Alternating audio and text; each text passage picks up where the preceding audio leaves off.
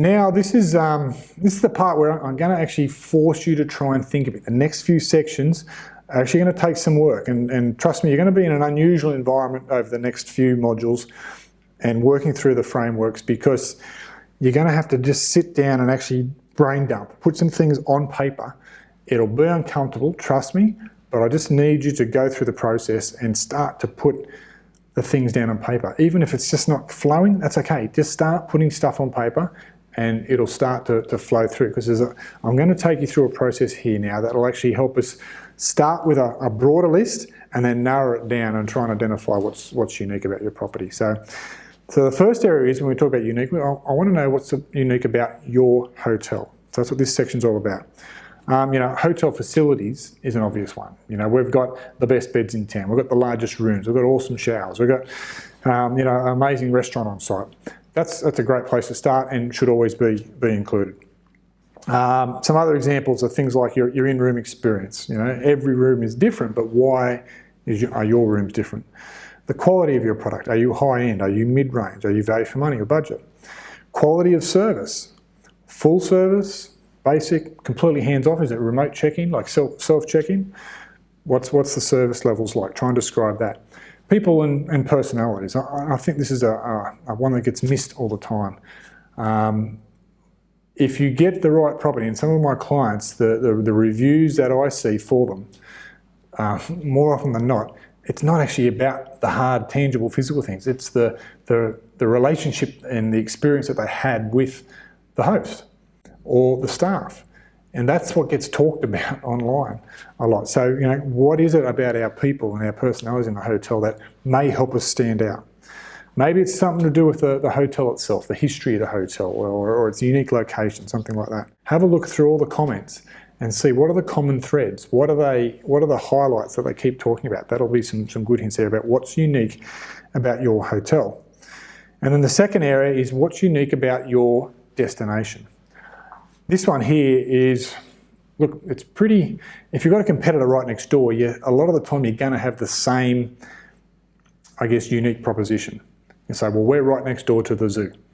And so are they. So it's pretty hard to say it's unique, but it doesn't mean you're not going to say that. So still put that down on this list. So as we're working through, and I'll show you a framework in a moment where we start to capture all this, talk about all the things that have really strong pulling power for visitation. So who's there? Who would go and how many people would go, what's located nearby.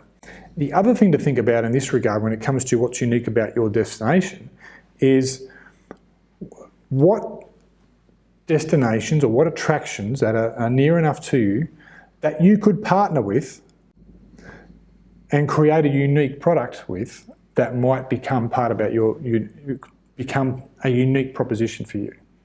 So could you do, packages with the zoo? If that helped, to get the uniqueness. I'm not just near the zoo.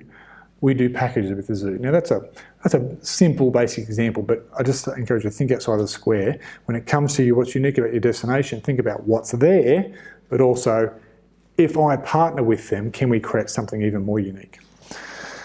Which will culminate us through into this framework here, which actually tries to encapsulate what's unique about your hotel and what's unique about your destination and try and put it down on paper. So make some notes into here. This is where you're doing some of this brain dumping that we're talking about.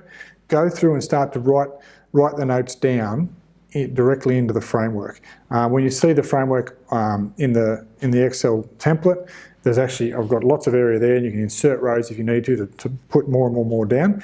This process is to actually capture it all, and then we start to measure and assess, and actually then just make decisions on whether we're going to carry it further forward. Is it unique enough to carry forward into our messaging? This isn't the final filter out.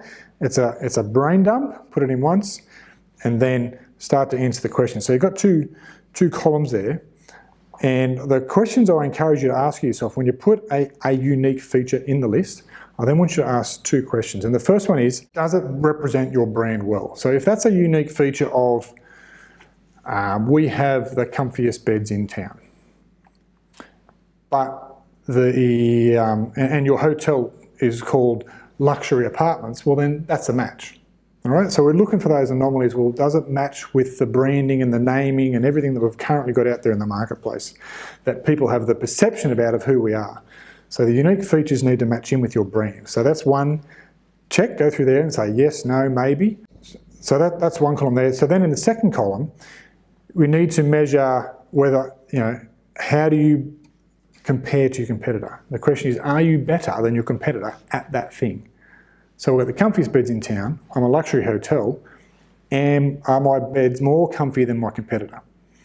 And if the answer is no, we start to put some question marks over that unique feature because we don't want to be found out against that. So this is just a way of dumping a list, measuring against a couple of criteria, and then making a decision of do we keep it or do we drop it. So just put a keep or a drop or a yes or a no in that final column to identify whether we're going to carry that forward through to the next stage.